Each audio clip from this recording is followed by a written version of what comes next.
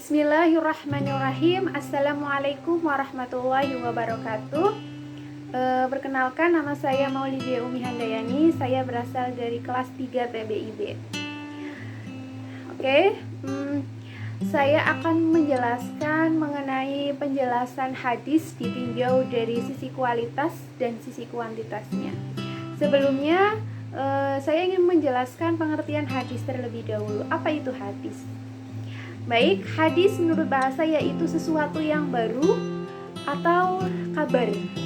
Dan menurut istilah, hadis yaitu segala sesuatu yang disandarkan kepada Nabi Muhammad SAW, baik itu berupa perkataan, perbuatan, maupun ketetapan. Kemudian, hadis dapat dilihat dari sisi kualitas dan sisi kuantitasnya. Yang pertama adalah hadis dari sisi kualitas. Ini ada hadis sahih, hadis hasan, dhaif, dan hadis maudhu. Yang pertama adalah hadis sahih.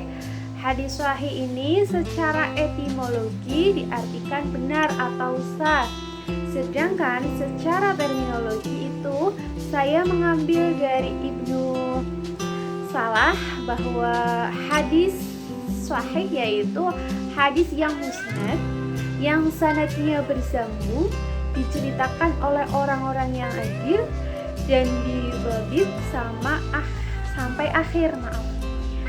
Tidak ada zat dan tidak ada berilat atau tidak berilat.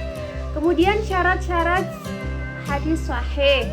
Yang pertama adalah rawinya itu bersifat adil, yaitu muslim, berakal, selalu memelihara perbuatan taat, dan menjauhkan diri dari perbuatan maksiat. Yang kedua adalah rawinya sempurna, ingatan bersifat dhabit, yaitu dapat memelihara dan kuat daya hafalannya, baik secara lisan maupun secara tulisan. Yang ketiga, sanadnya bersambung dari awal perahi hingga ke perahi yang terakhir. Dan yang keempat, tidak berilat atau kecacatan. Dan yang kelima, tidak syadz. Syadz itu artinya adalah kejanggalan. Hadis sahih ini dibagi menjadi dua, yaitu sahih lizaziti, yang artinya suatu hadis yang sanadnya bersambung dari permulaan sampai akhir, diceritakan oleh orang yang adil, dhabit yang sempurna, serta tidak ada syuzuz dan ilat yang tercela. Kemudian yang kedua adalah sahih li khairihi, yang artinya sahih karena lainnya, yakni sahih karena dikuatkan oleh sanad atau keterangan lain. Selanjutnya yang kedua yaitu hadis hasan atau artinya bagus. Bahwa secara etimologi hasan ini berarti baik, bagus. Sedangkan secara terminologi hadis hasan yaitu hadis yang diriwayatkan oleh rawi yang adil, kurang dhabit, sanadnya bersambung, selamat dari syadz dan ilat yang tercela. Hadis hasan itu terbagi menjadi dua macam, yaitu ada hasan lizatihi. Lizatihi itu artinya karena zatnya atau dirinya. Contohnya saya mengambil dari hadis Ibnu Umar radhiyallahu an. Rasulullah bersabda, dasar atau pokok Islam itu ada 5 perkara, yaitu mengakui tidak ada Tuhan selain Allah dan mengakui bahwa Muhammad adalah Rasul Allah, menegakkan sholat, membayar zakat, menunaikan puasa di bulan Ramadan, dan menunaikan ibadah haji. Hadis riwayat Bukhari dan Muslim. Kemudian yang kedua adalah hasan li khairihi. Li khairihi itu artinya karena yang lainnya. Secara istilah, hasan li khairihi yaitu hadis dhaif apabila sanad-sanadnya banyak yang satu menguatkan yang lain dan rawinya tidak pendusta atau dituduh dusta. Kemudian kehujahan hadis hasan. Sebagaimana hadis sahih menurut para ulama ahli hadis, bahwa hadis hasan, baik hasan li zatihi maupun hasan li khairihi juga dapat dijadikan hujah untuk menetapkan suatu hukum yang harus diamalkan. Hanya saja terdapat perbedaan pandangan di antara mereka dalam soal penempatan rutbah atau urutannya. Itu disebabkan oleh kualitasnya masing-masing. Selanjutnya hadis dari sisi kualitasnya yaitu hadis dhaif. Dhaif itu artinya lemah. Saya mengambil dari menurut Jalaluddin As-Suyuti bahwa hadis dhaif yaitu hadis yang tidak memenuhi kriteria hadis sahih dan hasan.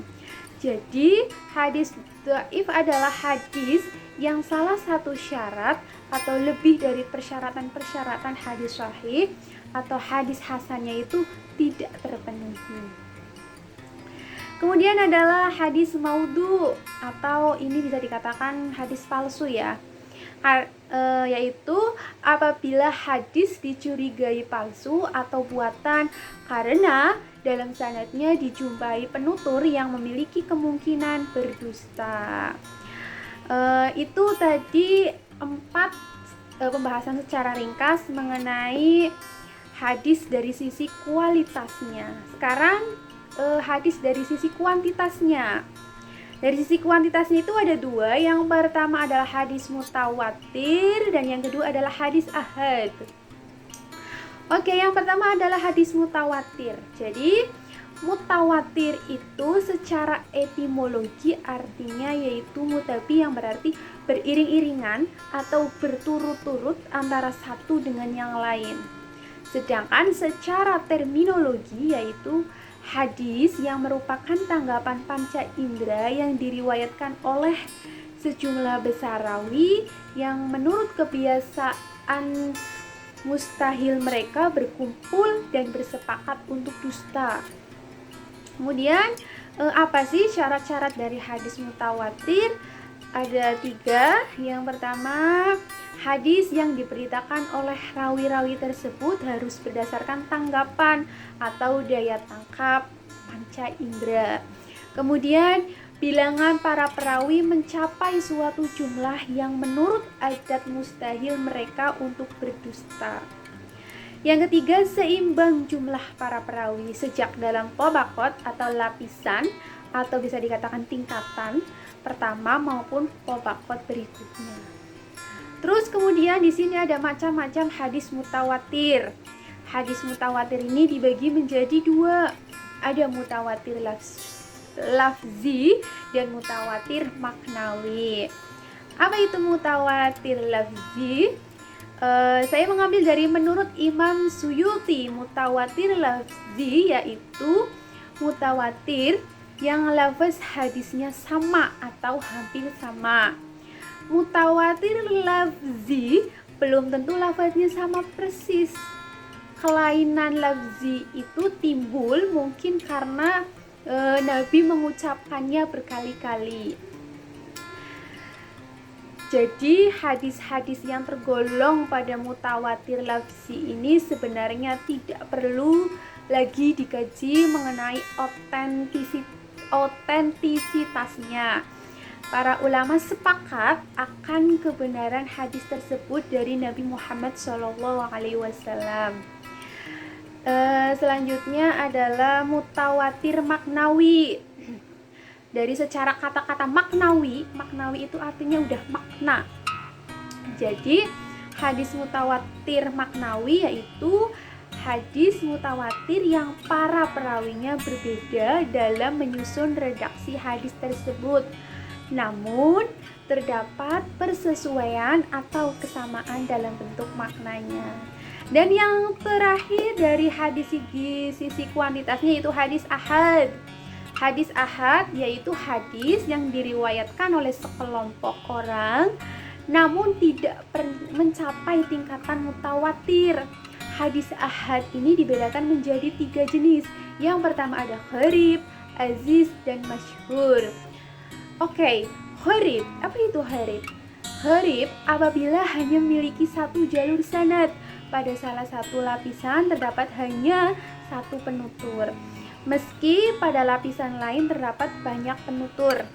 Yang kedua adalah aziz, ini apabila terdapat dua jalur sanad, dua penutur pada salah satu lapisan. Kemudian yang ketiga yaitu masyhur, apabila terdapat lebih dari dua jalur sanad, tiga atau lebih penutur pada salah satu lapisan, namun tidak mencapai derajat mutawatir. Oke, tadi adalah penjelasan mengenai hadis ditinjau dilihat dari sisi kualitas dan kuantitas dari saya.